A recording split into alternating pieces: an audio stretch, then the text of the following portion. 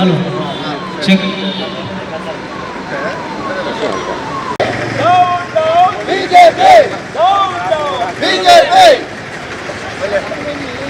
ಸರ್ಕಾರಕ್ಕೆ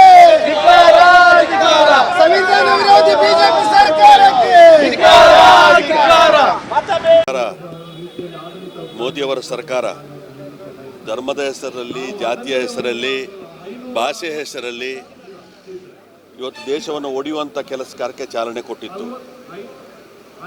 ಈಗ ರಾಜಕೀಯ ಉದ್ದೇಶಕ್ಕೋಸ್ಕರ ಇವತ್ತು ಮಹಿಳಾ ಮೀಸಲಾತಿಯನ್ನು ಗುರಾಣಿಯಾಗಿ ಇಟ್ಕೊಂಡು ಇವತ್ತು ಮರುವಿಂಗಡಣೆ ಮಾಡಬೇಕು ಅನ್ನುವಂಥ ರೀತಿಯ ಇದಕ್ಕೋಸ್ಕರ 543 ಸೀಟಿಂದ 850 ಸೀಟಿಗೆ ಕೊಂಡೋಗಬೇಕು ಅನ್ನುವಂಥ ರೀತಿಯಲ್ಲಿ ಮರುವಿಂಗಡಣೆಗೆ ಇವತ್ತು ಕಾರ್ಯಕ್ರಮ ಹಾಕ್ಕೊಂಡಿದೆ.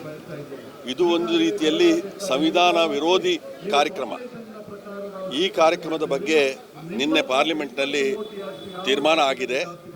ಇವತ್ತು ಎರಡನೇ ಮೂರು ಬಹುಮತ ಅವರಿಗೆ ಸಿಗಲಿಲ್ಲ.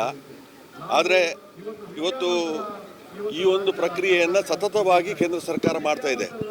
ಇವತ್ತು SIR ಇದೆ. SIRನ ಮುಖಾಂತರ ಇವತ್ತು ಯಾರಿಗೆ ಅವರಿಗೆ ಬೇಡದಂಥ ಓಟುಗಳನ್ನು ಕಿತ್ತು ಹಾಕುವಂಥ ರೀತಿಯ ಕೆಲಸ ಕಾರ್ಯ ಮಾಡ್ತಾರೆ. ಈ ರೀತಿಯಲ್ಲಿ ಸತತವಾಗಿ ಇವತ್ತು ಪ್ರಜಾಪ್ರಭುತ್ವ ವ್ಯವಸ್ಥೆಯ ಮೇಲೆ, ಸಂವಿಧಾನದ ಮೇಲೆ ಸತತವಾಗಿ ದಾಳಿ ಮಾಡುವಂಥ ಕೆಲಸ ಕಾರ್ಯವನ್ನು ನಿರಂತರವಾಗಿ ಮೋದಿ ಸರ್ಕಾರ ಮಾಡ್ತಾ ಇದೆ. ಇದನ್ನು ಇವತ್ತು ಇನ್ನಷ್ಟು ಜಾಗೃತಿಗೊಳಿಸಬೇಕು. ನಿನ್ನೆ ಪಾರ್ಲಿಮೆಂಟಲ್ಲೇ ಆಗಿದೆ, ಪುನಃ ರಾಜ್ಯಸಭೆಯಲ್ಲಿ ಇರ್ಬೋದು. ಮಹಿಳಾ ಮೀಸಲಾತಿಯ ಬಗ್ಗೆ ಇವರಿಗೇನು ದೊಡ್ಡ ಕಾಳಜಿ? ಈ ದೇಶದಲ್ಲಿ ಪ್ರಪ್ರಥಮ ಮಹಿಳಾ ಪ್ರಧಾನಿಯನ್ನು ಕೊಟ್ಟಂಥದ್ದು ಕಾಂಗ್ರೆಸ್ ಪಕ್ಷ. ಈ ದೇಶದಲ್ಲಿ ಪ್ರಪ್ರಥಮ ರಾಷ್ಟ್ರಪತಿಯನ್ನು ಕೊಟ್ಟದ್ದು ಕಾಂಗ್ರೆಸ್ ಸರ್ಕಾರ. ಈ ದೇಶದಲ್ಲಿ ಪ್ರಪ್ರಥಮ ಮಹಿಳೆ ಸಭಾಧ್ಯಕ್ಷ ಆಗಿ ಕೊಟ್ಟಿರುವಂಥದ್ದು ಕಾಂಗ್ರೆಸ್ ಪಕ್ಷ. ಇವತ್ತು ಮಹಿಳಾ ಮೀಸಲಾತಿಯ ಬಗ್ಗೆ ಹಿಂದಿನ ಮನಮೋಹನ್ ಸಿಂಗ್ರವರ ಸರ್ಕಾರ ಇರುವಂಥ ಸಮಯದಲ್ಲಿ ಇವತ್ತು ಅದು ಪ್ರಸ್ತಾಪ ಆಗಿತ್ತು. 2023ನೇ ಇಸ್ವಿಗೆ ಇವತ್ತು ತೀರ್ಮಾನ ಆಗಿದೆ, ಯುನಾನಿಮಸ್ ಆಗಿ ತೀರ್ಮಾನ ಆಗಿದೆ. ಹೆಚ್ಚಿನ ಅಂಶ ಯುನಾನಿಮಸ್ ಆಗಲಿ ಕೂಡುದು ಅನ್ನುವಂಥ ಉದ್ದೇಶಕ್ಕೋಸ್ಕರ ಒಂದು ಕಡೆ ಎಸ್ಟಿನ್ ಫೈಲು, ಮತ್ತೊಂದು ಕಡೆ ಟ್ರಂಪು ಇವತ್ತು ಸೆಲೆಂಡರ್ ಆದಂಥ ಒಂದು ಸನ್ನಿವೇಶ ನಮ್ಮ ದೇಶದ ಹಿತಾಸಕ್ತಿಗಳನ್ನೆಲ್ಲ ಇವತ್ತು ಅಮೇರಿಕಕ್ಕೆ, ಟ್ರಂಪ್ಗೆ ಒತ್ತೆ ಇಟ್ಟಂಥ ಸಮಯದಲ್ಲಿ ಹೆಚ್ಚಿನ ಅಂಶ ಒಂದು ರೀತಿಯಲ್ಲಿ ಪ್ರತಿ ಸಂದರ್ಭದಲ್ಲಿ ಕೂಡ ಒಂದು ಸಂದಿಗ್ಧ ಪರಿಸ್ಥಿತಿ ಬಂದಂಥ ಸಮಯದಲ್ಲಿ ಭಾವನಾತ್ಮಕವಾದ ಇರುವಂಥ ಸಂವಿಧಾನ ವಿರೋಧ ಇರುವಂಥ ವಿಚಾರದೆಡೆಯಲ್ಲಿ ಮೋದಿ ಸರ್ಕಾರ, BJP ಸರ್ಕಾರ ಇಂಥ ಸನ್ನಿವೇಶಗಳನ್ನು ಅನೇಕ ಬಾರಿ ಮಾಡಿಕೊಂಡು ಬಂದಿದೆ. ಹೆಚ್ಚಿನ ಅಂಶ ಮಹಿಳಾ ಮೀಸಲಾತಿಯ ಬಗ್ಗೆ 3 ದಿವಸಗಳ ಕಾಲ ವಿಶೇಷ ಅಧಿವೇಶನ ಕರೆದು ಅದರಲ್ಲಿ ಉದ್ದೇಶಪೂರ್ವಕವಾಗಿ ಇವತ್ತು ವೆಸ್ಟ್ ಬೆಂಗಾಲಲ್ಲಿ ಮತ್ತು ಚೆನ್ನೈ, ಮದ್ರಾಸ್ನಲ್ಲಿ, ತಮಿಳುನಾಡಲ್ಲಿ ಚುನಾವಣೆ ನಡೆಯುತ್ತಿರುವಂಥ ಸಮಯದಲ್ಲೇ ವಿರೋಧ ಪಕ್ಷದಲ್ಲಿ ಹೆಚ್ಚಿಗೆ ಇರುವಂಥ ಲೋಕಸಭಾ ಸದಸ್ಯರನ್ನು ಇವತ್ತು ಹಿಂದೆ ಇಟ್ಟು ಇದನ್ನು ಪ್ರಯೋಗ ಮಾಡಬೇಕು ಅನ್ನೋಂಥ ಪ್ರಯೋಗವನ್ನು ಇವತ್ತು ಕೈಗೊಂಡಿದ್ದಾರೆ. ಈ ವಿಧೇಯಕಕ್ಕೆ ಏನು ಸಹಮತ ಇದ್ದರೂ ಕೂಡ ಇವತ್ತು ಇವರು ಏನು